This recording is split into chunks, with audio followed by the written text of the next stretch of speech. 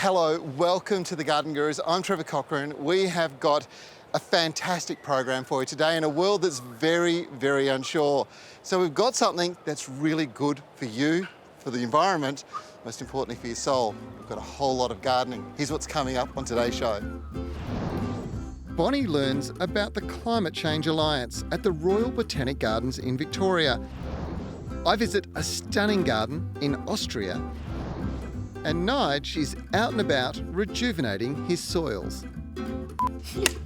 Dig, dig, dig, dig, digging around. Dig, dig, dig, dig, digging the ground. I got my spade, I got my hoe, I got my rake, and I'm ready to go.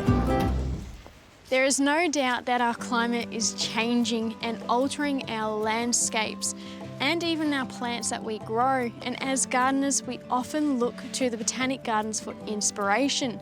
But sadly, these beautiful, unique plants are not immune to what the future holds. So the question is, how long will they last?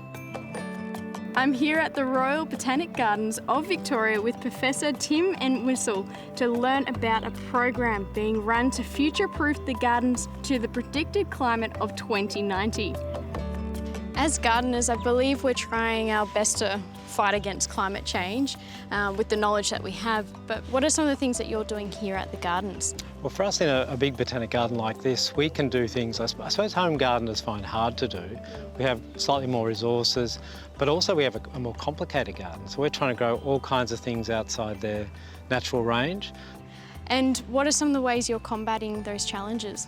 Look, there's lots of things we do here that people can do in home gardens, like they can mulch their plants, they can make sure they put plants together that need a lot of water, and over here somewhere else where they don't need as much water, so you're using water efficiently.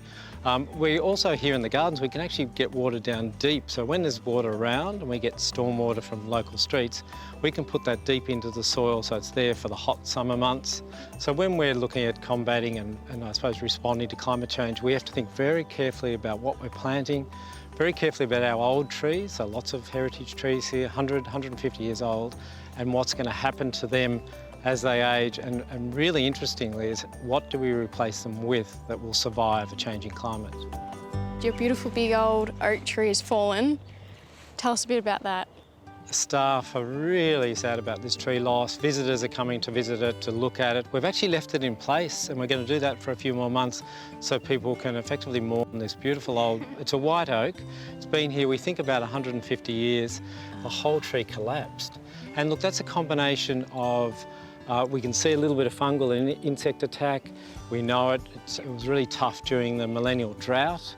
We know that there's more winds, there's more threat. With climate change, we're getting more extreme weather. All that combined on a very old tree, and it's fallen over. So we're very, very, very sad. I'm aware that in 2018 you have set up a program to help fight some of these issues, is that correct? Yeah, we realised what we were doing here at Melbourne and Cranbourne, both our gardens in fact, was making decisions about botanic gardens that no one else was doing around the world. We were actually analysing what we were planting. We thought, let's start an alliance of botanic gardens, so we call it the Climate Change Alliance of Botanic Gardens. We had 10 gardens come from all over the world, so South Africa, South America, Europe, China, came to the gardens here, we met. Since then we've got another 50 gardens have joined up. And it's about sharing information, ideas, and this alliance we think is going to set up a network that'll last for a very long time and be really important right around the world. It's wonderful that us Aussies are taking the first steps to fight this global issue. And the Climate Change Alliance of the Botanic Gardens is an amazing program and one that we can all get behind. Now, this has to be one of my all-time favourite trees. Now, you'll know the Frangipani, but there are two types of Frangipani. The one that we have most commonly in the southern states is this form. You can see the leaves are actually different. This one is Frangipani, or Plumeria acutifolia, and it means pointed foliage. This one is Plumeria obtusa, and you can see the obtuse or rounded edges of the leaves. The other significant difference with this particular one is it's evergreen. It keeps its leaves all year round. This one's deciduous. It'll lose its leaves during the winter.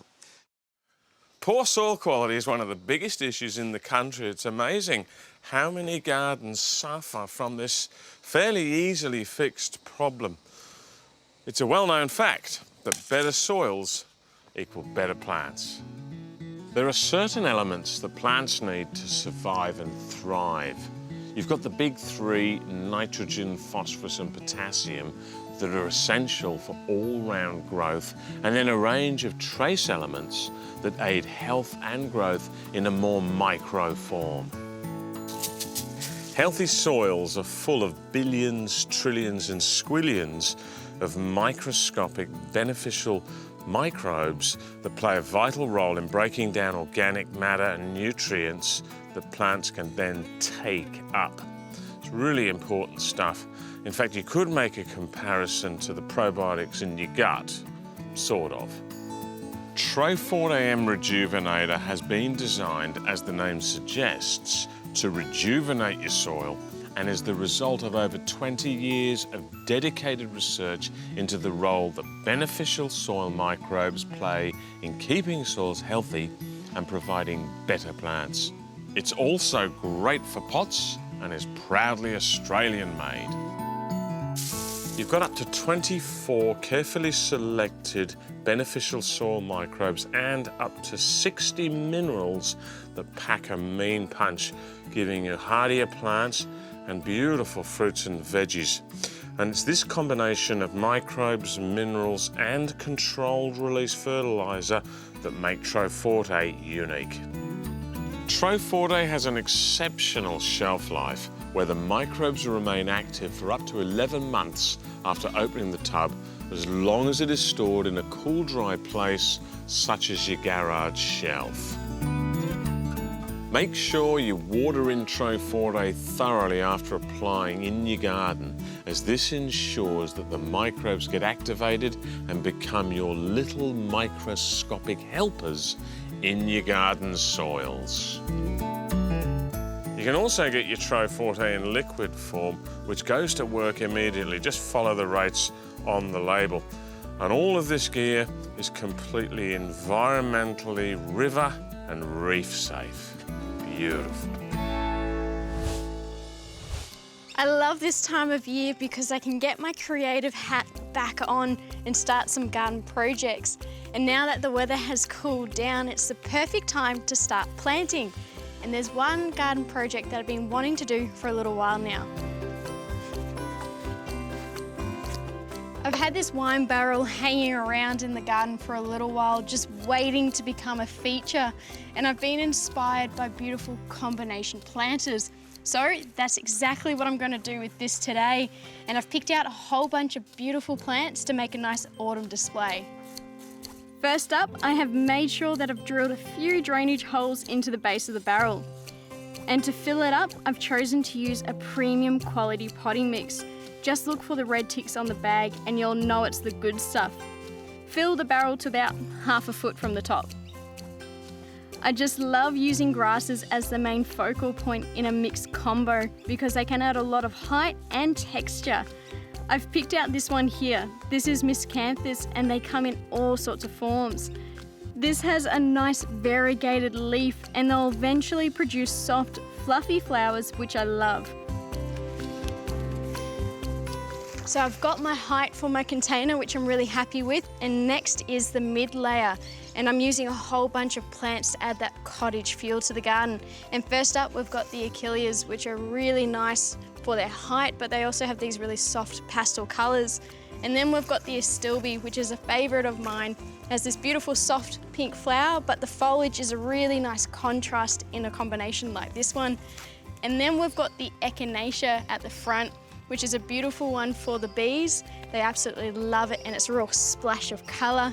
And then lastly, we've got the Daylily, this one here, which is a nice injection of color too.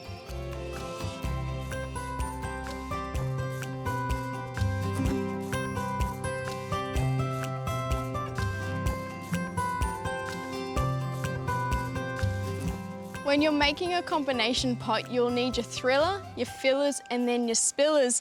And for this, I've chosen a heuchera because it's not only got beautiful foliage, but it also has a nice, neat, compact habit. And I'm going to just plant it here, and what that will do, it will create a nice soft edge to this planter. How great is that? I think this looks even better than planned.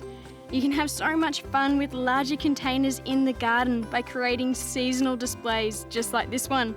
Or you could create a native mix or even a miniature bee-friendly garden. The options are really endless. Now, gardening is all about observation. If you look at your plants, they'll tell you things. And this time of the year, all of your growth feeders, those fast-growing plants like hibiscus, and this one here, the bohinia, are telling you that they need a feed. And this is a really good example of a plant that's becoming trace mineral deficient. This leaf here has all these black veins almost going through. It's the dark green colour of the iron as it's pulling what iron's available and left in the leaf into the major growing arteries. This is absolutely essential for good plant growth. So adding iron via iron sulfate this time of the year gives them an absolute boost, makes the world of difference to the dark green glossy nature of the foliage. Now is the time to do something about it. Listen to your plants, they'll be telling you.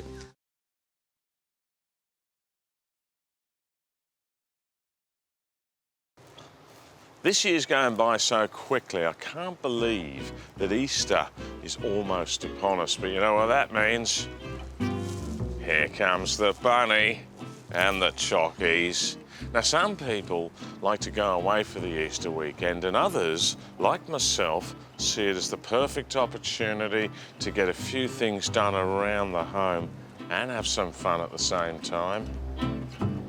For most areas, Easter is your last chance to get some lawn jobs done before the onset of the cooler months. The soil's still warm and the grass still actively growing enough to accept some much appreciated feeding and TLC before a period of dormancy in winter.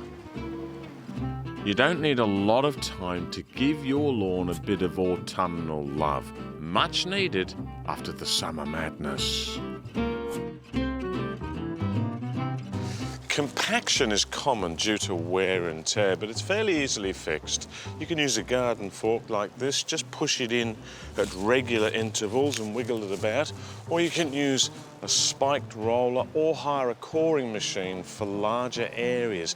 Now, this process allows for air, water and nutrients to penetrate through your lawn into the soil, improving your lawn's health and improving drainage. And in the warmer months, you can follow this up with top dressing.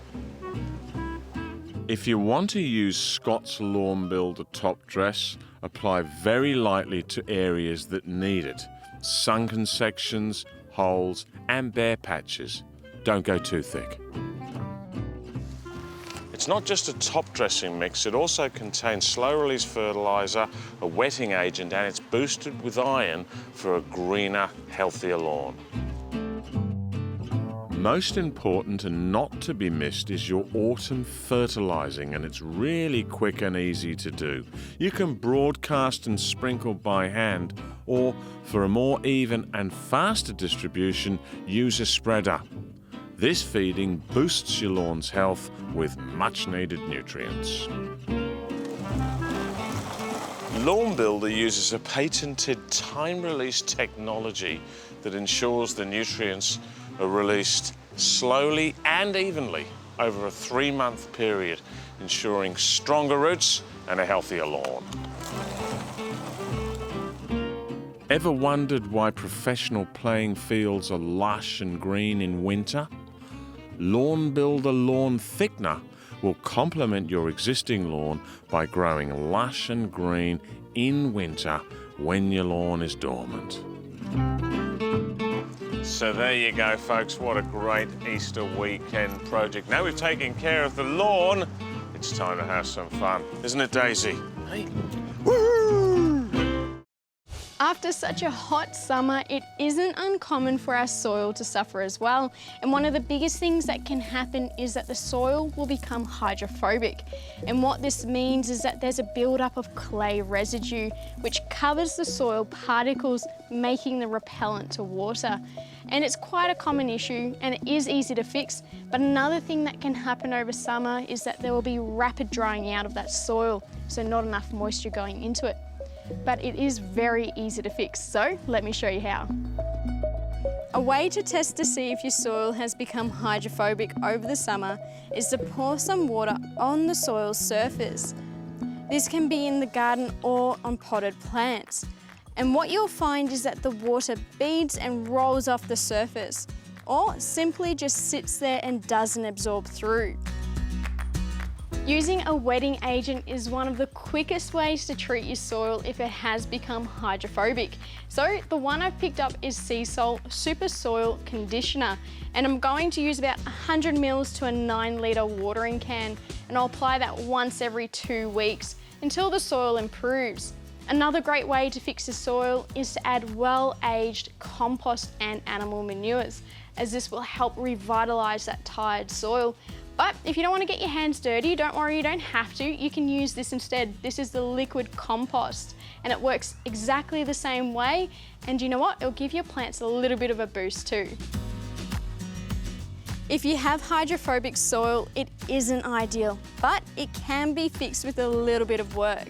Your garden will benefit from it, all thanks to you giving it a little bit of extra love. Mulching is really important in the garden. It helps retain moisture, and it also acts like an insulation blanket, helping maintain a more even temperature in the soil, cooler in summer and warmer in winter. And this is a good example of it, and you'll notice that the shape of the mulch has been depressed around the root zone here, and that serves two purposes. It directs the water down to the root zone, but also allows for good air circulation around the base of the branches, which helps prevent collar rot. Very important. And just coincidentally, two of my favourite rose bushes are here. We've got Lovers Meeting, and over there another favourite, Fresh Cream. I'm continuing my journey through Europe with Viking as we take the grand European itinerary. And today our destination is the gorgeous Austrian town of Melk and its amazing abbey. But the abbey, whilst impressive, is only just part of it, because the abbey has these amazing gardens I'm going to show you around. Situated alongside the Danube River, Melk Abbey's origins date all the way back to the year of 976. It's seen its fair bit of history and survived a devastating fire that badly damaged it before being rebuilt in the 18th century, with beautiful garden park being added to the grounds, which I want to show you around. Originally a place of relaxation for the monks populating the abbey, the park was open to the public in 2000, giving visitors the chance to explore the spacious gardens. The terrace park area is full of carefully tended shrubs with whimsical sculptures adorning the grass parterres. Autumn in Europe is stunning. The colour of the trees as leaves fall is truly beautiful. Tell me a little bit about the history of the garden. This garden is nearly 300 years old. They made everything by hand. In the years 1800 and 1820, they restored it from Baroque garden to Romantic park. Okay. And this Romantic part was up to the Second World War. And after the Second World War, the monastery had no money to restore the Abbey park again. But the year 1996, we started a big program to restore this part. And since the year 2000 is the Abbey park open for public. Tell me, the garden leads to this magnificent pavilion, and the fresco on the roof depicts a world that's a bit different to the one that I know today. Yeah. Johann Wenzel Berger, this is the name of the painter. Okay. And he painted all the continents. They knew, of course, about Europe, they knew about America, they knew about Asia, they knew about Africa, but they didn't know about Australia. Sorry. So Australia doesn't feature on the roof, and, right? Australians today wonder where is our continent? The Abbey Gardens have beautiful rose gardens which are just finishing their flowering season now. In spring and particularly summer, they're just amazing. You'll be able to find them flanking the pavilion, and they include some popular rose varieties, including Old World and David Austin English roses. They look beautiful, and the fragrance is absolutely divine. There are paths running through the woods which are beautiful to take a walk through, with small clearings opening up, providing beautiful vistas, inviting a moment of quiet contemplation. There are a number of features along the path, and you'll be able to find a tranquil pool, a beautiful gazebo, as well as a number of sculptures. The views out over the Danube River and through the valleys are just superb, and over the quaint town of Melk, you will just fall in love with this spot. It is absolutely stunning, and it's something that you can do as part of your cruise with Viking. You should take the Grand European itinerary, and if you want to know any more information about that, about this gorgeous abbey, all you have to do is simply check out this website. Well, that's it for this week's show. I hope you enjoyed it. Now, look, from all of the team here at Garden Gurus, we want to wish you all the very best. Make sure you stay well, get out. If you're feeling a bit stressed, enjoy the garden. It's the best place to be. I'm Trevor Cochran. We'll see you next week for the Garden Gurus.